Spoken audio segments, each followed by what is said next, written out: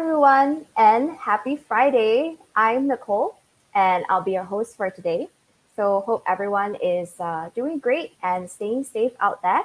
Thank you for those who are here early. So, do say hello or drop a message in the live chat, which should be here, around here. Yeah, just drop us a message. And so we have exciting webinars planned for the year. So if you'd like to be in the loop and to receive additional materials from the webinar, don't forget to check in via QR code, which should be here, yeah, or the link in the description box and the live chat. So a quick introduction to DGX before we begin today's topic. So DGX is Digi's venture builder arm. So you might be wondering what that means. Basically, our focus is to help Malaysian companies of all sizes to solve problems by digitalizing their operations through our digital solutions, such as Alt HR, Omni Hotline, and iFleet. So yeah, I hope you are getting comfortable. I hope you have like tea or snacks by your side because we're going to be beginning the webinar now. So today's topic is probably one of the most discussed topic out there, and that is mental health at the workplace. So let me introduce to you our guest speaker for today, Ashvaani Ramanathan, who is part of Digi's HR team and the lead for the company's mental health first aider team as well. So please feel free to drop your questions, leave your questions, and we will try to address them during our Q&A session later. So in the meantime, let's give a warm round of applause to Ashvaani. I hope you can hear my clap. Thank you, Nicole. Hi, good evening, everyone. Shall I introduce myself? Yes, yeah, please. Yes, so hi, I'm Ashwani. I'm an organizational development expert with the HR team here in DG. I'm really happy to be here and really happy to have everyone join in this session as well. Maybe just a little bit introduction because, like you mentioned, this is a very interesting topic and people might be wondering what has that got to do with me, right? So just a little bit of insight. Earlier this year, DG having a lot of foresight on the importance of mental health, especially as we get into stay in and now try to get out of a global pandemic, facilitated a mental health first aid training by the Malaysia Mental Health Association, also known as MMHA. So this training was given to a group of employees, so myself and Nicole, you included, and we are now officially the first group of trained mental health first aiders in DG. So that's just that introduction about myself. All right. So should we start? Yeah. Yes. So talking about mental health on a Friday evening, right? Like Nicole mentioned, it's a very big, important topic, and it's been circulating quite a fair bit around, especially in this pandemic situation that we're in. So before we go into all the like really heavy stuff, let's play a little game, right? It's called Myth and Fact. So it's not truth or dare, yeah. It's not that. It's called myth and fact. What we're going to do is we're going to flash out some cards on the screen. So you're going to see some cards on the screen in front of you. And for every card that appears, you can either type out M for myth or F for fact in the chat box. Okay, so it's just myth or fact, right? And we can bring out the first statement. Okay, so like I said, this is a game. Let's play. So the first statement here is mental health problems are rare. Okay, mental health problems are rare. So is this a myth or is this a fact? You can just Yeah. put if you want to type out myth or fact or M or F, whichever it is.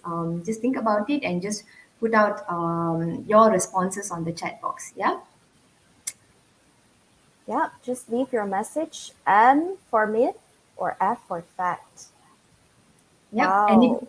Nicole, what do you think? Is this a myth? Is this a fact? Well, I gone through the training. I should know what this is, but I don't want to influence anybody's decision, you know. So yeah, I'm just gonna let you guys decide. M for myth, or is it a fact? Yeah, let's just give them like a couple of seconds, and then we're going to reveal. Yep. Wow. So that's the first statement. What do you think? Mental health problems are very rare. It's very common. Or it's somewhere in between. Whichever it could be, right? All right. Should we bring up the answer? Okay, let's bring up the answer.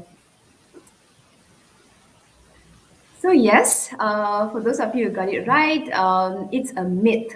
So mental health problems actually affect 1 in 4 people in any 1 year. So even if you don't have a mental health problem, it's likely that your friend, a family member, or a work colleague will be affected. So that's 1 in 4 people in any 1 year. Yeah. So that's a myth. Let's move on to the next fact statement. So yeah, second statement. Yeah, so we have the second statement. People with mental health problems are violent. Okay, so Mm, the statement says they are really, people with mental health problems. They are violent. So what do you think? Is this a myth or is this a fact? yep. Just drop M for myth, or you can just type out myth or F for fact. I think this is a really interesting statement because I think this is also one of the biggest statements out there. Whenever we talk about mental health, people always like the first thing you think about is they are more prone to violence or they are Mm, violent. That's how you can gauge whether they have mental health problems or not. Yeah. mm. So again, I won't give you guys answer because I should know this. But yeah, just keep the answers coming. What do you think? Is it a fact or a myth? Hmm. Interesting. We have gotten some pretty interesting responses. All right. We're gonna give you guys a couple of seconds Yep. because the responses are really interesting. All right. Do we want Because I'm to? sure you've heard this before. Yeah, I'm pretty Yeah. sure you've heard this statement before, right? Shall we move on to the Hmm. next one? Yeah. Let's bring it up. Okay, so yes, again, myth. As you can see here, people with mental health problems are much more likely to be the victim of violence. So, the violence myth makes it harder for people to talk openly about mental health problems. It can also make friends reluctant to stay in touch. So it's really a myth, yeah. They are likely to be victims as opposed to be perpetrators in this kind of statement, right? And so yeah, moving on to the next statement. Okay, this is a bit of hard hitting one, right? So on average, people with severe mental illness die 10 years younger. What do you think? Is this a myth or is this a fact? So people with severe mental illness, yeah, they die 10 years younger. This is a really interesting statement. I myself don't really know. So, should I say myth? Myth? Maybe? I Myth, don't know. fact. Yeah, myth or fact? Keep the I think if responses you coming. Yeah, I think Yeah. if you kind of like think about this topic, mental health itself, if you think about the topic itself, and you've definitely seen it floating around, and you definitely have had some conversations, at least, more often than not, around it. So, yeah, shall we move on to the answer? Yes.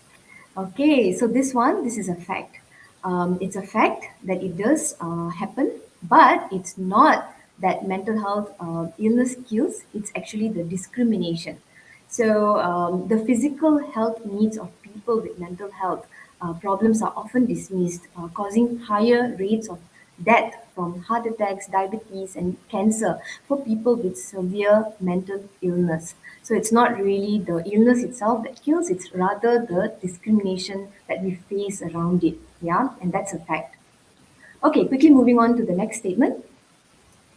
The stigma and discrimination around a mental illness can be more difficult than the illness itself. This can be a bit tricky, right? Which one is more difficult? Is it the stigma or is it the illness itself? Yeah? It's always like an apple orange situation. But then, is it, I think the catch here is more difficult. So which one is more difficult? Is it the Mhm. discrimination and stigma or the illness It's itself? more. Yeah, yeah, Yeah. yeah. All right. We're going to give you guys a couple of seconds. Yeah, keep the responses coming in. Do you guys think it's a fact or a myth? But this is a pretty interesting statement as well.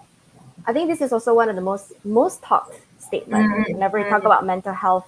Yeah, this comes out Precisely. as well. Yeah. Precisely. Okay, shall we go to the answer? What do you think? Yep, that's definitely a fact. So, in a recent survey, 58% of people said this stigma and discrimination is equally as damaging or sometimes even harder to deal with than the illness itself. 87% of people with a mental health problem have experienced discrimination. That's 87 people, 87% of people, right?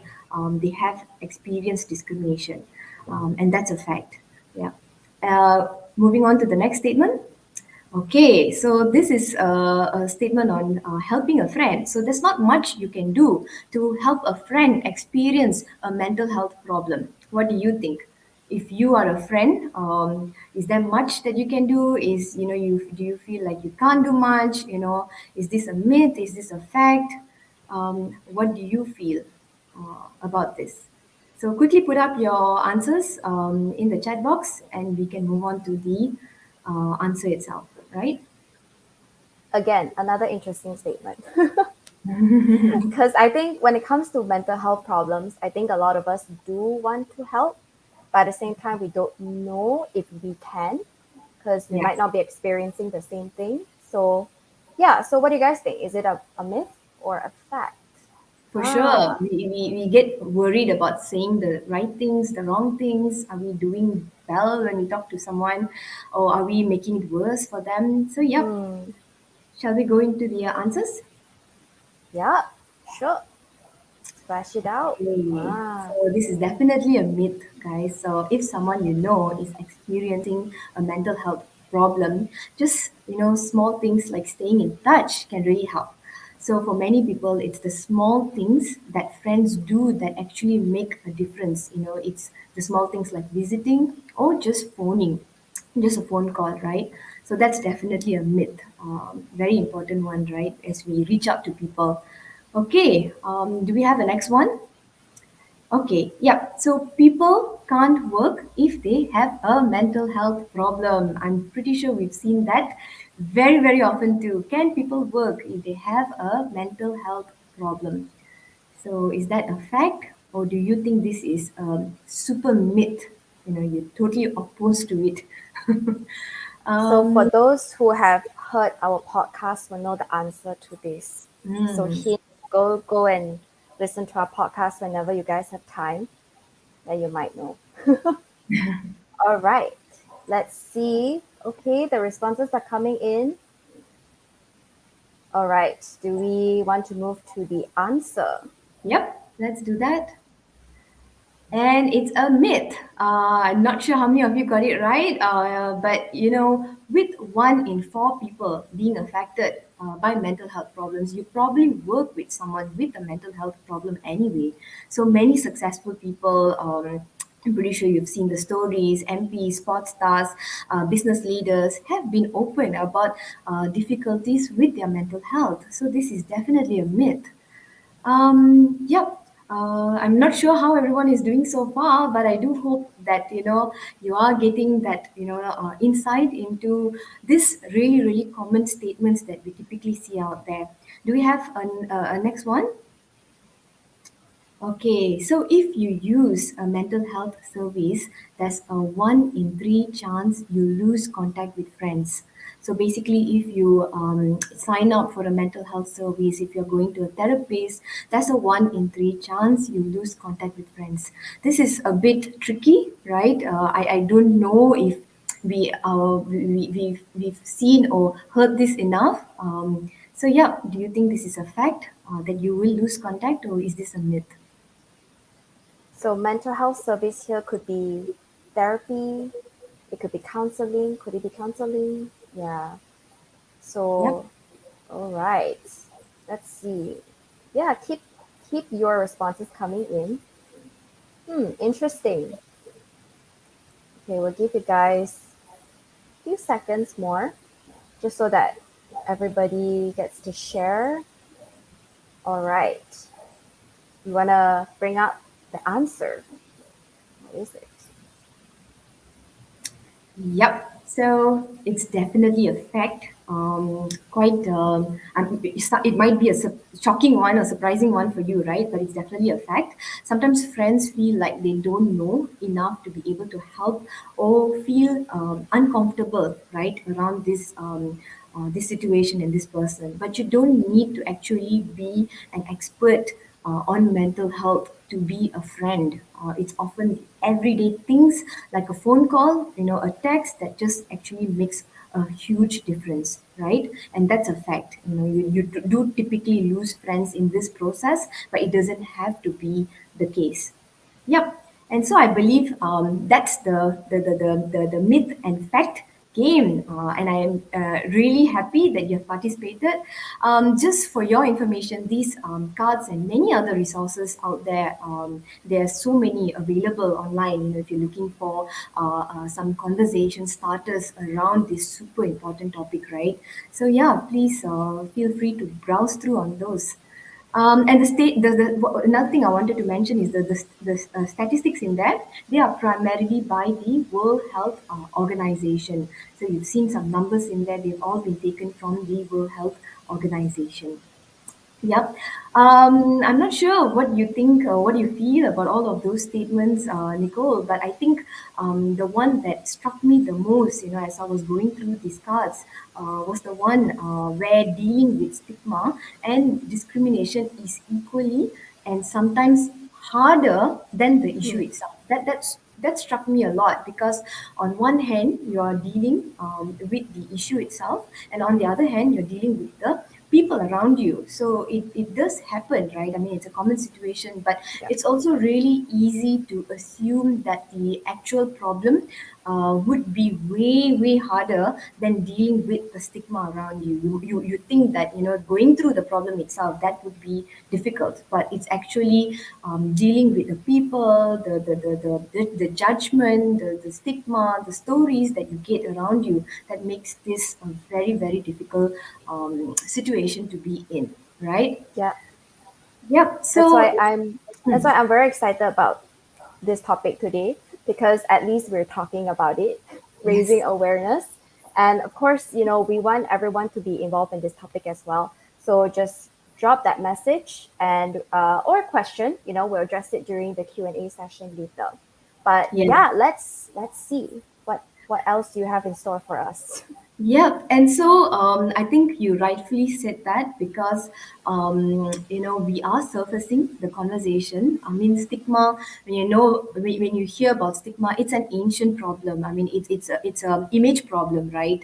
You're worried about what other people think about you. And it's not just the world that we live in outside, but it's also our own limiting beliefs that has been shaped by our own experiences. So it's that yardstick in which you feel the world is sort of measuring you by, and on top of that, there's also that story that you tell yourself. So like, I remember, Nicole, I don't know if you remember this, but I remember in one of the training sessions we had with our mental health first aider trainer, she asked us point blank, rather point blank, if we judge others. So she just asks us, do you guys judge people?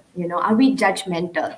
And I remember, looking around and, trying to answer this question myself. And it's very hard to admit because, hey, look, we're trying to be mental health first aiders here. How do we admit that we naturally judge people, right?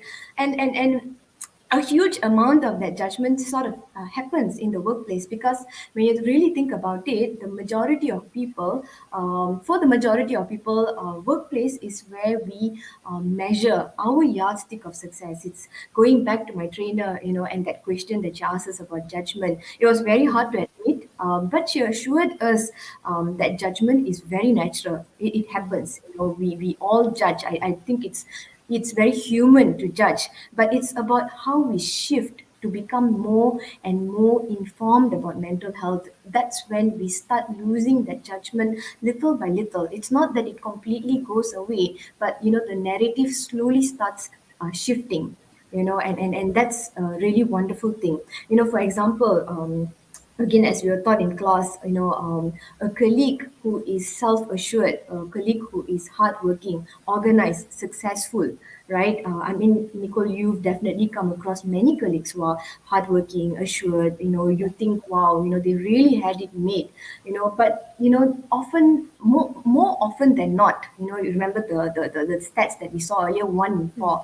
So more often than not, this colleague who is successful, who is really doing really well, could be the same person who is suffering from high functioning anxiety.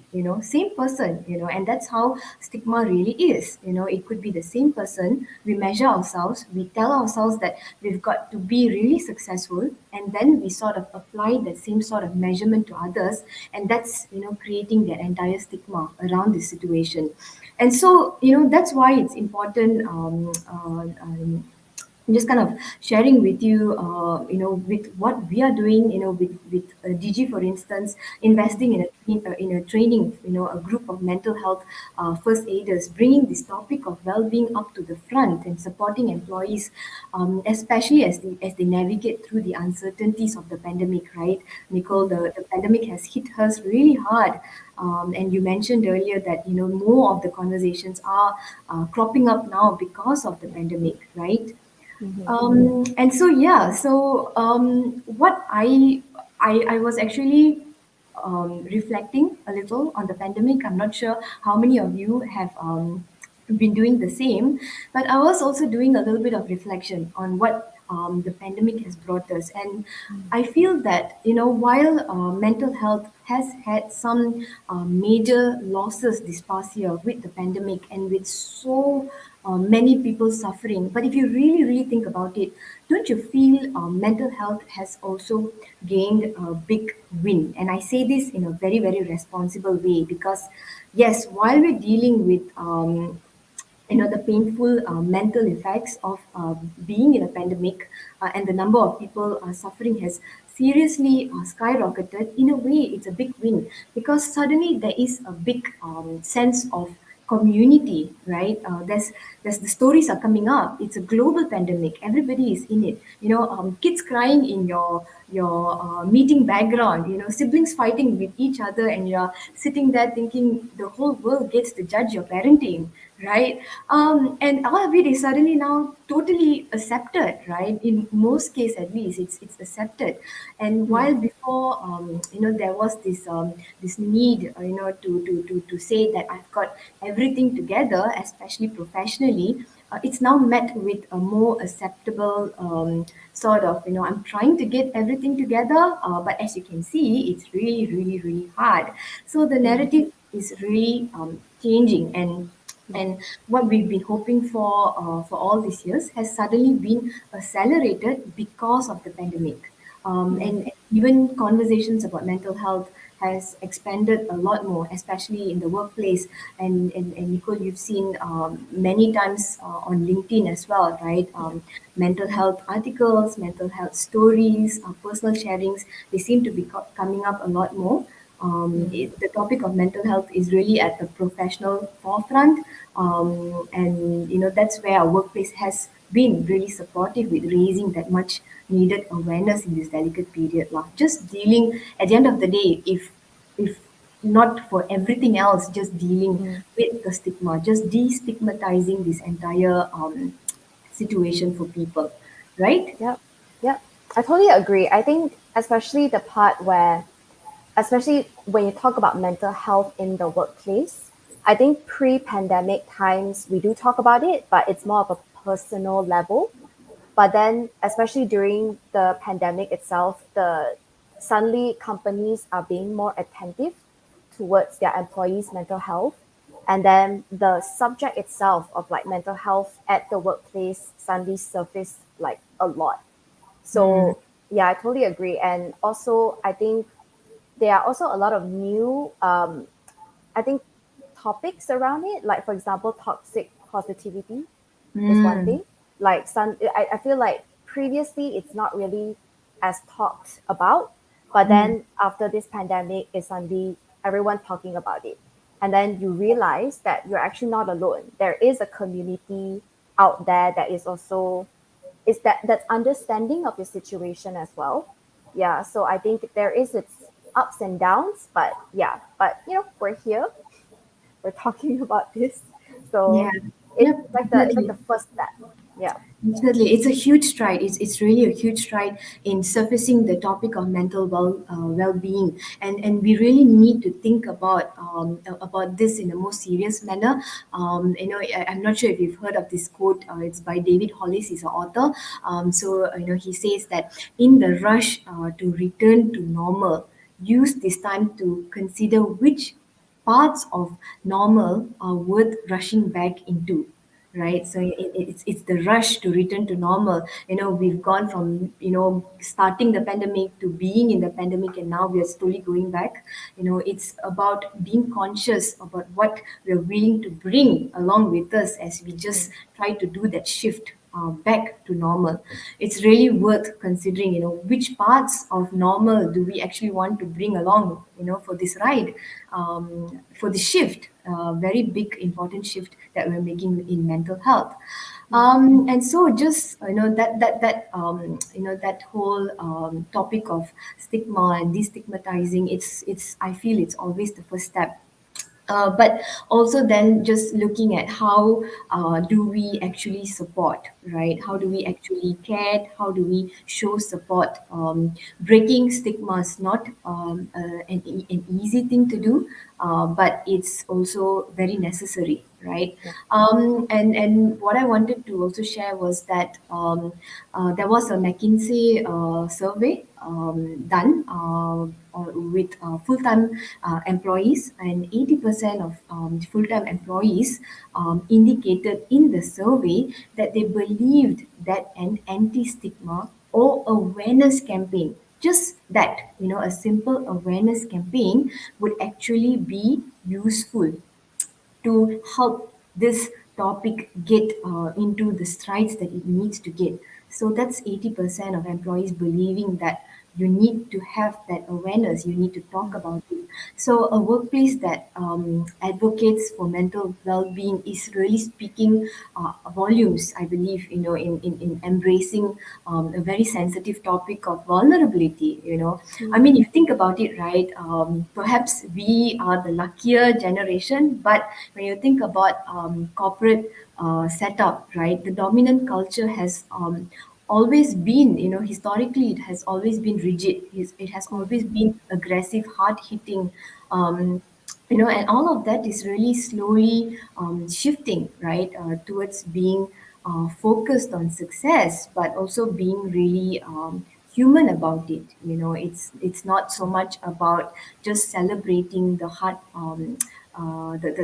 just wiring yourself for success, like how we are typically used to, but it's mm, also having a human side to the way of work, mm, especially, and vulnerability. I think a lot of authors have been bringing it up across as well. You have Brene Brown, you have many different authors also talking about the importance of being vulnerable, and showing, and also accepting vulnerability not so much as a weakness, but it's actually a strength. So for someone to come out and say that I have anxiety or I have depression, I'm going through something. It's legit. It's something that I'm going through. It's not that I am lazy. It's not that I don't want to do it, but I'm actually feeling something that is really happening inside of me. I think being able to say that in the first place, that's sheer vulnerability. But being able to create a safe workplace that accepts that, that embraces that and welcomes that, and says that, look, I hear you, I know you're going through something. It's let's go through this together. I think that's where we're slowly heading towards. And I think it's a lot of it's encouraging, and then it's very positive to see that perhaps maybe the topic of mental health is gaining that traction, right? Whether Yeah. it's really or not, it is Mm. gaining that traction, Yeah. right? Yeah. Yeah, I agree. I think it's also the fact that we talk about support, because I think the journey about mental health is always you actually do need support. I think Mm. sometimes we think that we can handle it on our own, so we kind of bottle up inside. But actually, one of the learnings that we have in our training is also support. Is having a support system is extremely important. Yeah. All right. So yeah, let's continue on. Yeah, and so just exactly what you said in terms of just having that support, just having somebody, and just having a place, a safe space. It's sometimes so undermined. I think we started off this conversation by saying that sometimes we get so worried about what we are going to say that we end up not Mm, saying anything at all. And so when you really think about support, it's it's you're never going to get it right. I mean, mm, being trained mental health first aiders, it doesn't necessarily mean that we have all of the talking points, or we've gotten, I mean, all of the scenarios, we understand everything in a very sort of it can never be that way. It's never as black and yeah. white as that. But what is important is that we have a paradigm shift. One is, like we've been talking before, breaking the stigma by talking more about it. And personally, for me, by talking more, by investing more in the conversation, and creating, that safe space where people are saying that, okay, if my company is talking about it, this does feel safe for me, and Mm, then that's where, like I said, it's about having that paradigm shift. Because for example, right, when you are in a workplace that can talk about mental health in town halls, right, mm, you see the topic of mental health, mental well-being, mental wellness being spoken in town halls, in team meetings, in official settings. It makes it easier, I suppose. Really does make it easier to feel supported. The mm, dialogues, the storytelling, the way we've been creating internal communication and awareness posts as well in the past few months. We've been doing that in DG, as well as people are slowly starting to come back. It's the power. It's truly the power of shared experience. mm, And if you really think about support, it's not about getting it right or wrong. You played the myth and fact game along, but it's not really about the right and wrong. It can never be. It's just the power of a shared experience that we have. And so that's what I think we really need to think about when it mm, comes to mental health. And it just does bring me to the concept of mental health first aid. Because I'm not sure if you experienced this, Nicole, but when I tell my friends or my family, or just have a conversation around mental health, and I tell them that, oh, I went for a training, it's called mental health first aid, so I am officially a mental health first aider. I think they get, it's like the look varies, right? People get confused. People are like, first aid, I thought that's like physical first aid, what's this, never heard of kind of thing, right?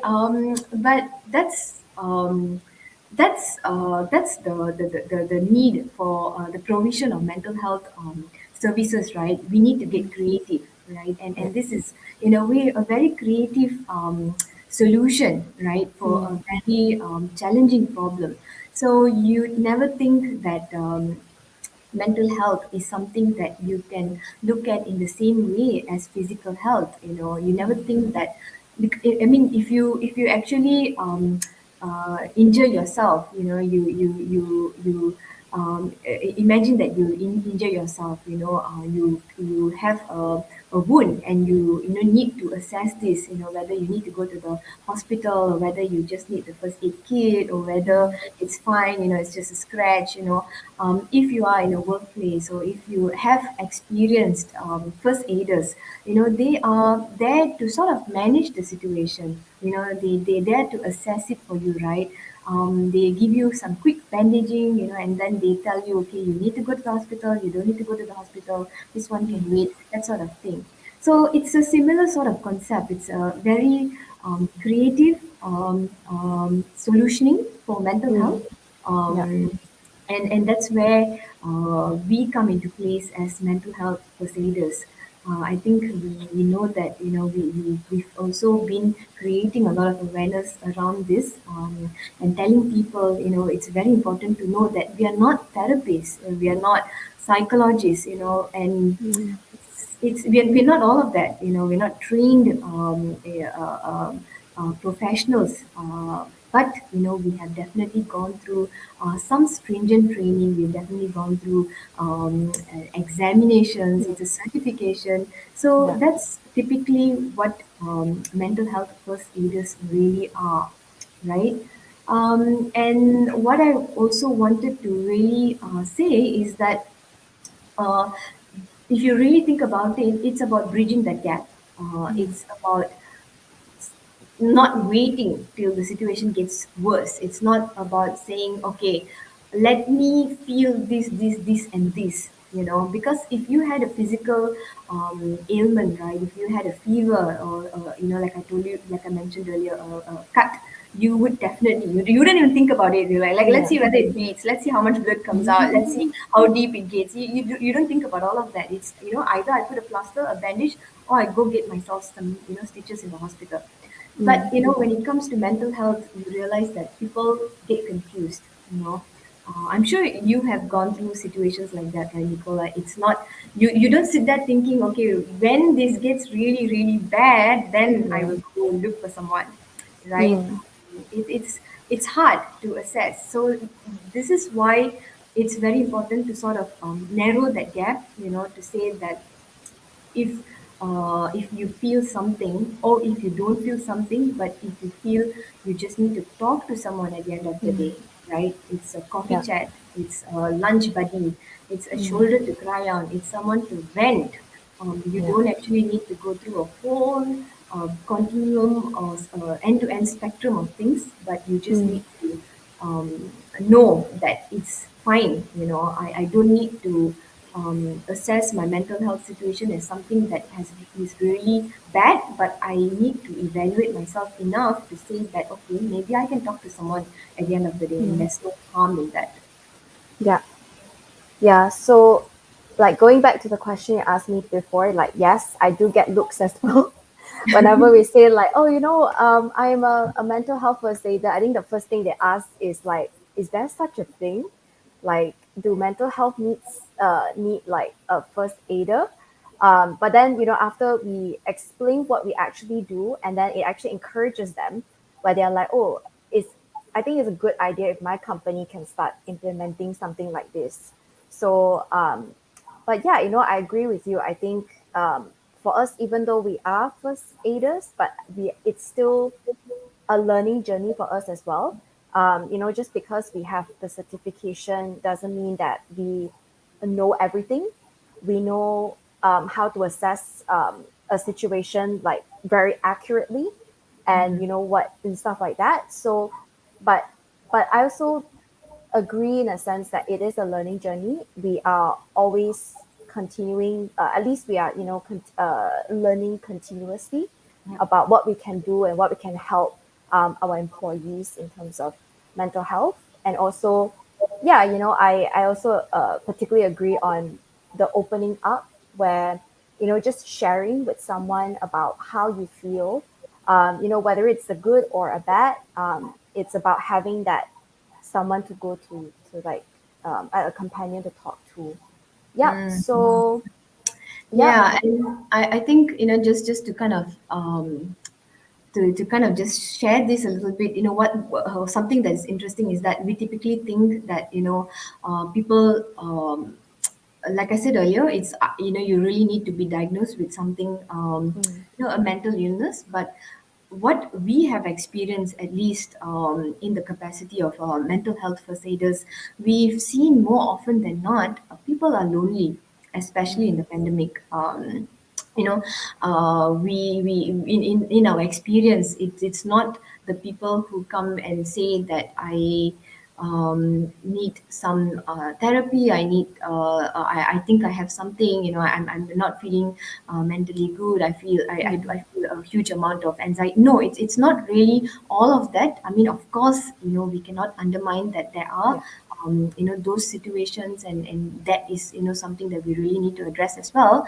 But I think, like, again, going back to the topic of stigma, um, we need to it has to be a place of acceptance that even someone who's going through a lonely period Mm, is someone that deserves support, is someone who deserves that safe space. So it's in the everyday things that we do, actually.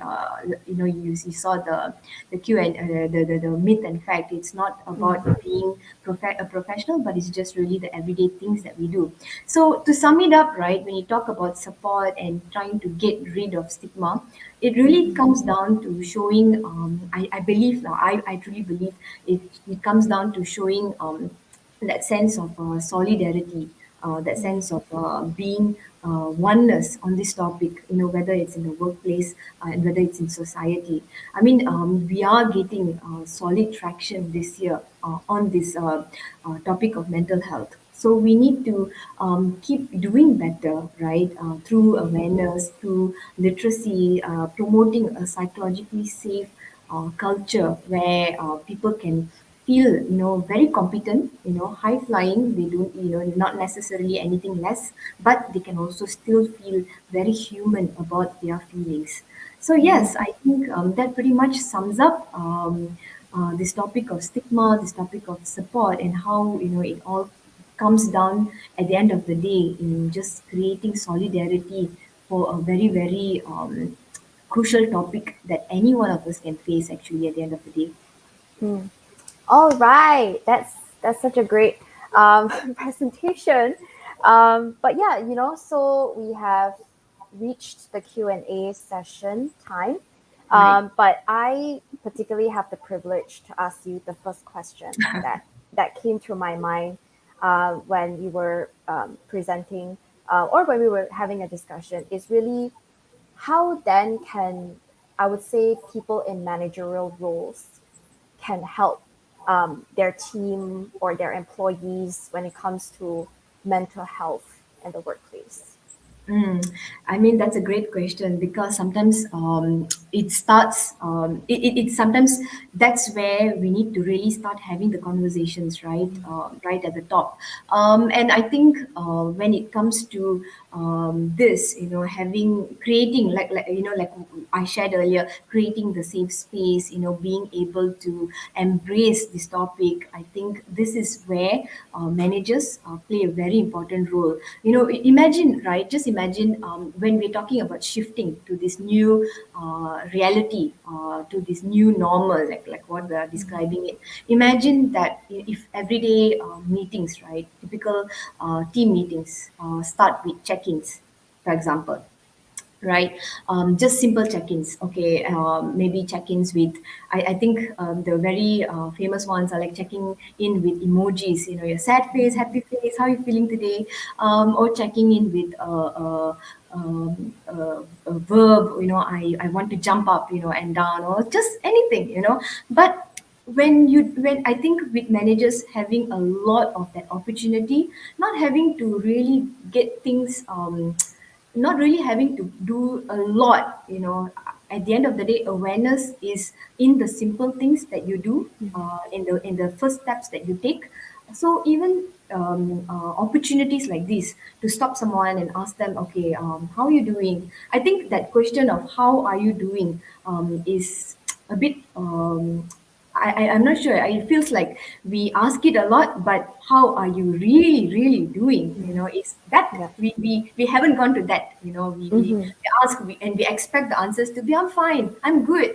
Or how's the weather? But we haven't really looked at them and said, okay, hey, how are you doing? I know that Mm. this project happened. It's a big thing. You've gone past it. How are you really, really, really, really feeling? That sort Mm. of, I think it's in the everyday again, with managers, with the support and the solidarity in the workplace. It comes down to just having a starting point, and Mm. if anything at all, it's about having that starting point, and creating that awareness, taking that opportunity to create that awareness. Mm. All right. I mean, I'm not a manager, but just having that is good. All right. So let's jump to our live chat. So we have our first question here by Nicholas Kerr. Do you have any tips on how we can be better listeners for our colleagues or peers when they share about their mental health issues? Right, very interesting, right? Because we think that we're born listeners. We think like actually listening is a skill, right? It's Yeah. not, it's a skill, right? And I think, Nicole, you probably can relate as well. We have been, this I believe that a big chunk of our training as mental health first aiders was down to this. How can Yes. you listen non-judgmentally? How can you show support without creating, that kind of bubble? It's about creating that safe space. So I Mm. believe, Nicholas, you're asking about how to be better listeners and try to show that support and, safe space, right? I think some of the things that we can do is to, at least, firstly start small. Firstly start small and ask, people. I think a lot of it comes down to having that emotional vulnerability intact also. So you feel for that person, the empathy you feel for that person. Actually, when you have empathy, you naturally become a better listener. Mm. So when you go into, let's say if Nicole and I are having a conversation, if I'm going to Nicole and saying, hey, Nicole, I really need to talk to somebody, right? It's so many different things that Nicole can do that will offer me that safe space. It's her taking out her headphones and saying, okay, what's it about? Are you okay? What's Yeah. happening? It's also not about quickly solutionizing this entire situation. I think that's Mm. one of the mistakes we make. We try to quickly find that solution so that this person can quickly feel better, but sometimes it's just about being quiet and listening. I think and we've had a hard time getting trained for that, but because we naturally want to quickly fix the problem. Whereas, the art of it is really to just listen, because you are just trying to keep a safe space for this person, and hold that safe space until this person feels like they're ready to move. Because sometimes people are not ready to move. They still need to be in that bubble or in that problem at that point. They're not ready to move. So it's about journeying with them. Nicholas, I really think that, just not having that right or wrong to it, but just saying, okay, I'm here, I'll listen, I'm all ears here for Mm. you. Like Yeah, be present exactly, when exactly, you're interacting with them. All exactly. right. Let's see. Oh, okay. So we have the second question by Roshini. How do you deal with burnout, which affects our mental health? In some instances, we're managing multiple roles and naturally expected to perform. Right. So I think with this question, one thing we do have to say, we are not trained professionals. So a lot of a lot of the sharing that we're doing is really through our own experiences as mental health first aiders, right? And when we talk about the topic of burnout, and in this question, we are managing multiple roles and naturally expected to perform. I mean, it's definitely not an easy situation. Like I told you earlier, historically corporate culture, I don't know how far historically, because of course we are still there. We still face the hard stoic walls of corporate culture in a way, but I think we are slowly shifting. And there's a lot of change happening, right?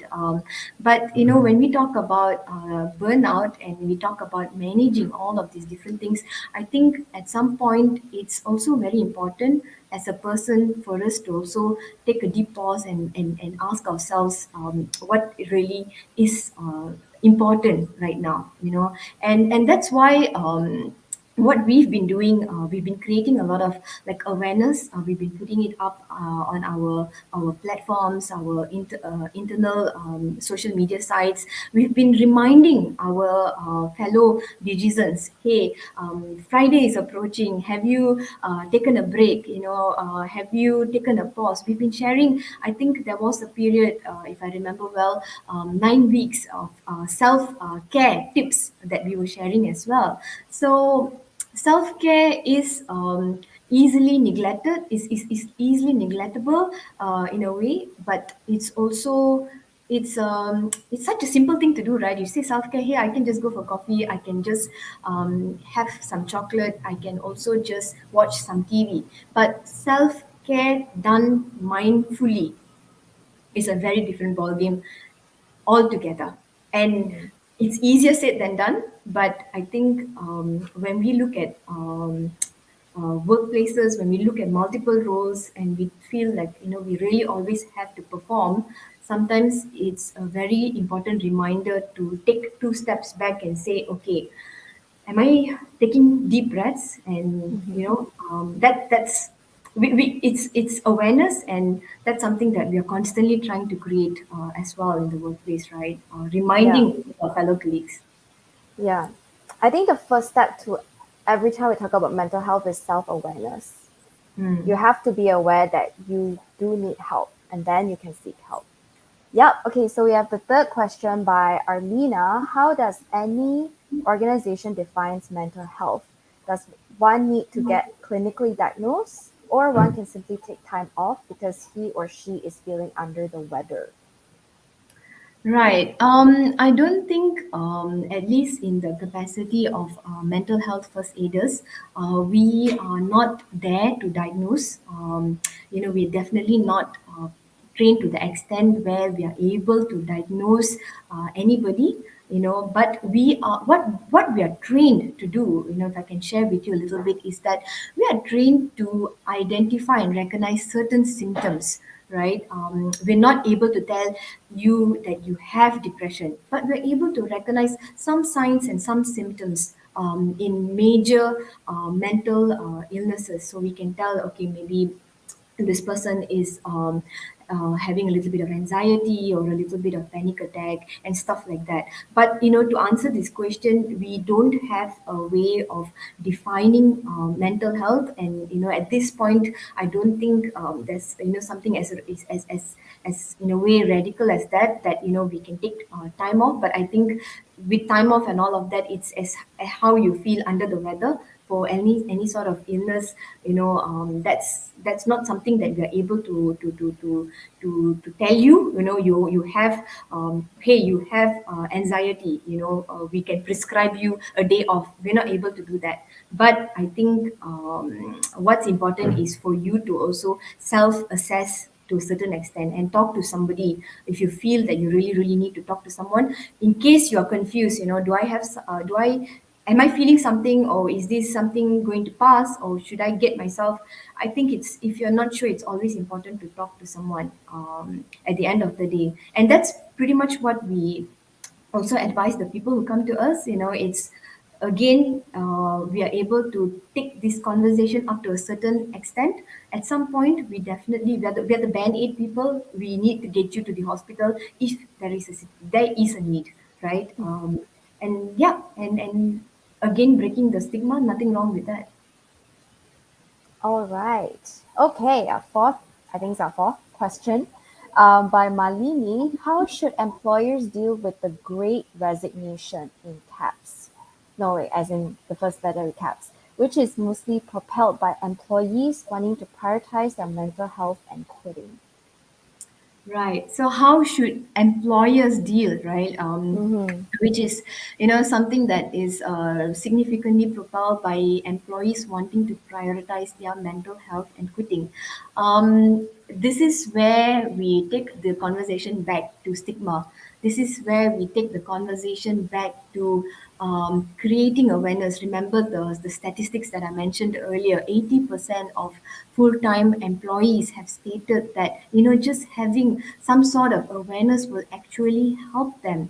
And while I'm not aware of all the studies out there that have proven this correct, in a way that, hey, putting all of the right awareness campaigns, mental health awareness campaigns, and all of that will lead to the viable results. But having said all of that, uh, being creating safe space starts with creating conversations in the workplace, and I think employers are slowly starting to look at the importance of that. I mean, again, a professional platform like LinkedIn, you see a lot of people sharing. I think I've seen many employers surfacing the need to prioritize mental health, and likewise we've done that in DG. And this year we've trained people to be mental health first aiders because we want to bridge that gap, right? So it's really coming down to that. Professional settings, professional platforms like LinkedIn. So at one point, you never get to see that. You get to see people talking about work, discussing work. It's all about work. But now you get people actually sharing personal stories. So I think employers are already dealing with it to a certain extent. Helping create that awareness, but definitely it's a journey. It's a continuum. It's never one end of the spectrum or the other. We've got a lot to do, and we're already starting that, I believe. Mm. Yeah.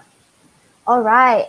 Our next question is by Iza. What are some tips that you can share for people who like to take better care of their mental health? Yeah, I think there's honestly, there's an abundance of self care tips, right? But what there was a very beautiful image. I wish I could show it to you on my phone, but it was a very nicely put image that I think it went along it went along the saying of mental health and mental well-being and self-care is not about eating that cake. It's not about lighting that candle. It's not about just taking that deep breath, but it's really about you internalizing that and saying that, oh, I am doing this to take care of my mental health. you know because you can imagine the difference. You have scented candles in front of you and you're like, okay, I'm just trying to take a deep breath. You can either do it mindlessly, or if you shift this entire thing around to really being mindful about it, I think there's a big it's a very very big difference. So I think, when we talk about tips, I'm lost for the amount of tips that we have, from getting good at something. That's something people say, right? Focus on being really good at something. Then you would slowly shift your mental health, mental state of mind, right? That could be one thing, but there's also a lot of truth in knowing that you need to be really present in doing something really, really important for yourself. And I think the best tip is really that in anything that you choose to do for your self care, do it with a lot of self presence. That would be the best way, I believe. Not sure The about you, Nicole, key, but yeah, yeah, the key takeaway here is mindfulness.